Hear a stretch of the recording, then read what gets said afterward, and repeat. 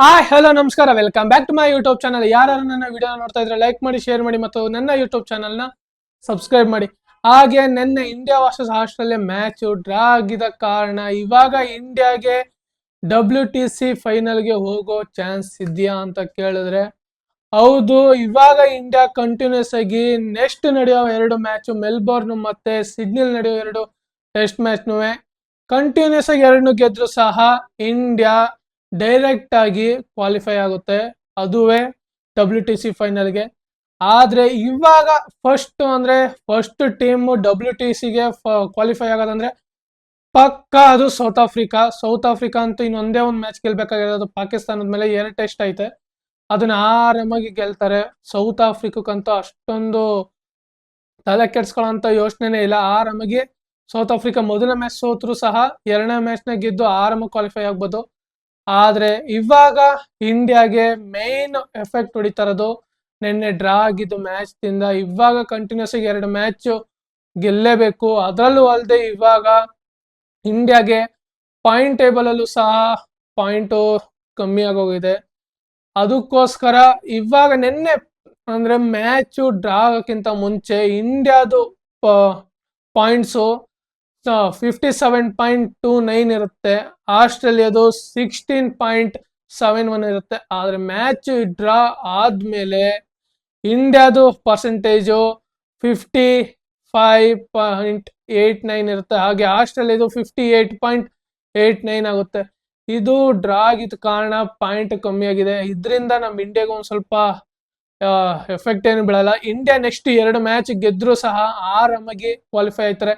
ಅದಾದ್ಮೇಲೆ ಆಸ್ಟ್ರೇಲಿಯಾನು ಸಹ ಶ್ರೀಲಂಕಾದ ಮೇಲೆ 2 ಮ್ಯಾಚ್ ಗೆದ್ರು ಸಹ ಅಷ್ಟೊಂದು ರನ್ ಪಾಯಿಂಟ್ ಇಂದ ಕ್ವಾಲಿಫೈ ಆಗಕ್ ಚಾನ್ಸ್ ಇಲ್ಲ. ಆದ್ರೆ ಚಾನ್ಸ್ ಇರೋದಂದ್ರೆ ಇಂಡಿಯಾಗೊಂದೇ.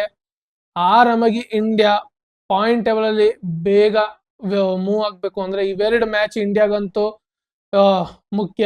ಅದರಲ್ಲೂ ಅಲ್ಲದೆ ಆಸ್ಟ್ರೇಲಿಯಾ ಏನಾದ್ರೂ ಮಾಡಿ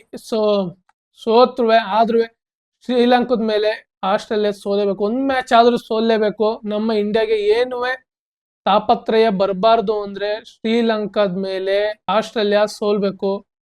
ಆಮೇಲೆ ಇವಾಗ ಇಂಡಿಯಾ ಕಂಟಿನ್ಯೂಸ್ 2 ಮ್ಯಾಚ್ ಗೆದ್ರೆ ಆರಾಮಾಗಿ ಇಂಡಿಯಾ WTC ಫೈನಲ್ ಆಡೋದು ಪಕ್ಕ.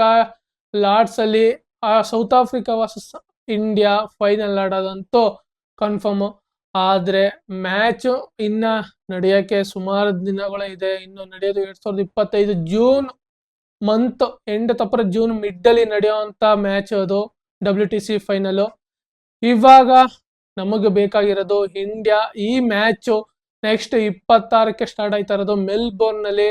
ಅದು ಇಂಡಿಯಾಗಂತೂ ಫೇವ್ರೆಟ್. ಅಷ್ಟು ಮ್ಯಾಚ್ಗಳಂತೂ ಮೆಲ್ಬೋರ್ನ್ ನಲ್ಲಿ ಇಂಡಿಯಾ ಸೋತಿದ್ದೇ ಇಲ್ಲ.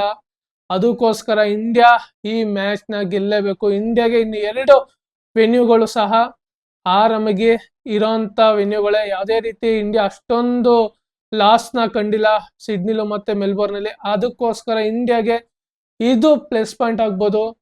ಆದ್ರೆ ಇಂಡಿಯಾ ತಲೆ ಇಟ್ಟು ಆಡ್ಬೇಕು ಈ ಮ್ಯಾಚ್ ಅಂತೂ. ಇವೆರಡು ಮ್ಯಾಚ್ ನ ತಲೆಯಲ್ಲಿ ಇಟ್ಕೊಂಡು ಆಡಿದ್ರೆ ಪಕ್ಕ ಇಂಡಿಯಾ WTC ಫೈನಲ್ ಆಡೋದಂತೂ ಪಕ್ಕ. ನಮಗೂ ಅದೇ ಬೇಕಾಗಿರೋದು, ಇಂಡಿಯಾ WTC ಫೈನಲ್ಗೆ ಕ್ವಾಲಿಫೈ ಆಗ್ಬೇಕು. ಇದ್ರ ಬಗ್ಗೆ ಟೀಮ್ ಮೀಟಿಂಗ್ ಅಲ್ಲಿ ಫುಲ್ ಪ್ರಿಪರೇಷನ್ ನಡೆದಿರುತ್ತೆ, ಏನೇನ್ ಮಾಡ್ಬೇಕು, ಯಾವ್ಯಾವ ತರ. ಅದ್ರಲ್ಲೂ ಒಂದು ವಿಷಯ ಅಂದ್ರೆ KL ರಾಹುಲ್ ಕನ್ನಡ ಮಾತಾಡಿದ್ದು ಆ ಕಡೆ ಮೈಕ್ ಸ್ಟಂಪ್ ಅಲ್ಲಿ ಕೇಳಿಸಿದ್ದು.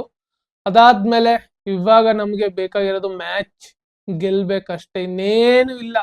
ಏನಾದ್ರೂ ಆಗ್ಲಿ ಮ್ಯಾಚ್ ಡ್ರಾ ಆಯ್ತು, ಅದ್ರ ಬಗ್ಗೆ ಏನು ಬೇಡ. ಆದ್ರೆ ನೆಕ್ಸ್ಟ್ ಇರೋಂತ ಮ್ಯಾಚ್ ನ ಇಂಡಿಯಾ ಗೆದ್ರೆ ಸಾಕು, WTCಗೆ ಆರಾಮಾಗಿ ಕ್ವಾಲಿಫೈ ಆಯ್ತಾರೆ ಯಾವುದೇ ಪ್ರಾಬ್ಲಮ್ ಇಲ್ದೇನೆ. ಅದೇ ನಮಗೂ ಬೇಕಾಗಿರೋದು. ಹಾಗೆ ಇವತ್ತು ಇಂಡಿಯಾ ಮೆಲ್ಬೋರ್ನ್ಗೆ ರೀಚ್ ಆಗಿದ್ದಾರೆ, ಟೀಮ್ ಇಂಡಿಯಾನು ರೀಚ್ ಆಗಿದ್ದಾರೆ. ಹಾಗೆ ವಿರಾಟ್ ಕೊಹ್ಲಿ ಸಹ ಪರ್ಸನಲ್ ಆಗಿ ಫ್ಯಾಮಿಲಿ ಜೊತೆ ರೀಚ್ ಆದ್ರು. ಆದ್ರೆ ಅಲ್ಲಿದು ಒಂದ್ ಸ್ವಲ್ಪ ಮೀಡಿಯಾ ಜೊತೆ ಒಂದ್ ಸ್ವಲ್ಪ ಚಕಮಕಿ ಆಗಿ ವಿರಾಟ್ ಕೊಹ್ಲಿ ಫ್ಯಾಮಿಲಿ ಅವ್ರದ್ದು ವಿಡಿಯೋ ಮಾಡಕ್ ಹೋಯ್ತಾರೆ. ಅವಾಗ ವಿರಾಟ್ ಕೊಹ್ಲಿ ಅವರು ನನ್ನ ಜೊತೆ ನನ್ನ ಫ್ಯಾಮಿಲಿ ಇದೆ, ನನ್ನ ಮಕ್ಳುಗಳಿದ್ದಾರೆ, ಅದಕ್ಕೋಸ್ಕರ ನನ್ನ ಪ್ರೈವೇಸಿಗೆ ಇದ್ ಮಾಡಬೇಡಿ, ನಮ್ಮ ವಿಡಿಯೋ ಮಾಡಬೇಡಿ ಅಂತ ಹೇಳ್ತಾರೆ. ಅವ್ರ ಮಕ್ಳುಗಳನ್ನ ಯಾವುದೇ ರೀತಿ ವಿರಾಟ್ ಕೊಹ್ಲಿ ಅವರು ಎಲ್ಲೇ ಸಹ ಅವರ ಪರ್ಸನಲ್ ಅಕೌಂಟ್ ಅಲ್ಲೂ ಸಹ ಯಾವುದೇ ರೀತಿ ಅವ್ರ ಮಕ್ಳದು ಪೋಸ್ಟರ್ಗಳಂತ ಹಾಕೋದೆಲ್ಲ ಎಮೋಜಿ ಹಾಕ್ಬಿಡತ್ತ ಮುಚ್ಬಿಡ್ತಾರೆ. ಯಾವುದೇ ರೀತಿ ಬ್ಲರ್ ಮಾಡ್ಬಿಡ್ತಾರೆ ಫೋಟೋನ. ಆದ್ರೆ ಇದು ಮೀಡಿಯಾದವ್ರದ್ದು ಇದೇ ಕತೆ, ಇನ್ನೇನು ಮಾಡಕ್ಕಾಗಲ್ಲ. ಇವ್ರು ಬಂದ್ರು ಅಲ್ಲಿ ವಿರಾಟ್ ಕೊಹ್ಲಿ ಅವರು ಬರೋ ಕಾರಣಕ್ಕೆ ಅವರು ಎಲ್ಲ ಈ ಮೀಡಿಯಾದವ್ರದ್ದು ಏನೇ ಹೇಳಿದ್ರು ಅವ್ರದ್ದು ಇಲ್ದೇ ಇರೋ ಹಾಹಾಪೋಹಗಳನ್ನ ಇದ್ ಮಾಡೋದು, ಇಲ್ದೇ ಇರೋ ಉಪ್ಪು ಖಾರ ಹಾಕೊಂಡೇ ಹೇಳೋದು ಹೊರ್ತು ಇನ್ ಯಾವ್ದೇ ರೀತಿ ಅವರು ಇಲ್ಲಿವರೆಗೂ ಏನ್ ನಿಜ ಅಂತ ಹೇಳೋರೆ, ಇಲ್ದೇ ಇರೋದ್ನ ಕತೆಗಳನ್ನ ಸೇರ್ಸೇ ಒಂದು ಕತೆ ಹೇಳೋದವ್ರು ಮೀಡಿಯಾದವ್ರು. ಅದೊಂದೇ ಅವ್ರದ್ದು ಕತೆ. ಅದಕ್ಕೋಸ್ಕರ ವಿರಾಟ್ ಕೊಹ್ಲಿ ಅವರು ಯಾವುದೇ ರೀತಿ ನಮ್ಮ ಫ್ಯಾಮಿಲಿ ಅವ್ರದ್ದು ವಿಡಿಯೋ ಮಾಡಕ್ ಹೋಗ್ಬಿಡಿ, ನಮಗೆ ನಮ್ಮ ಪ್ರೈವಸಿ ಬಿಡಿ ಅಂತ ಹೇಳಿದ್ದಾರೆ. ಅದಕ್ಕೋಸ್ಕರ ಒಂದ್ ಸ್ವಲ್ಪ ಮೆಲ್ಬೋರ್ನ್ ಏರ್ಪೋರ್ಟ್ ಅಲ್ಲಿ ಒಂದ್ ಸ್ವಲ್ಪ ಮಾತಿನ ಚಕಮಕಿ ನಡೀತು ಹೊರತು ಇನ್ನೇನು ಇಲ್ಲ. ಒಟ್ನಲ್ಲಿ ನಮಗೆ ಅವರ ಪ್ರೇಯಸಿನ ಅವ್ರ ಪ್ರೈವಸಿನ ಅವ್ರಿಗೆ ಬಿಟ್ಕೊಟ್ಬಿಡ್ಬೇಕು, ಅದು ಮೇನ್ ರೀಸನ್. ಯಾವುದೇ ರೀತಿ ಅವರ ಪರ್ಸನಲ್ ವಿಷಯಕ್ಕಾಗ್ಲಿ ಪ್ರೈವಸಿಗೆ ಹೋಗ್ಬಾರ್ದು ಮೀಡಿಯಾದವರು, ಅದು ಅವ್ರ ತಲೆಯಲ್ಲಿ ಇರ್ಬೇಕು ಅಷ್ಟೇ. ಹಾಗೆ ಇಂಡಿಯಾ ನಾಳೆಯಿಂದ ಪ್ರಾಕ್ಟೀಸ್ ಸೆಷನ್ ನ ಸ್ಟಾರ್ಟ್ ಮಾಡ್ತಾರೆ. ಇನ್ನು ನೆಕ್ಸ್ಟ್ 6 days ವರೆಗೂ ಮ್ಯಾಚ್ ಅಂತೂ ನೀಟಾಗಿ ಸ್ಟಾರ್ಟ್ ಆಗುತ್ತೆ.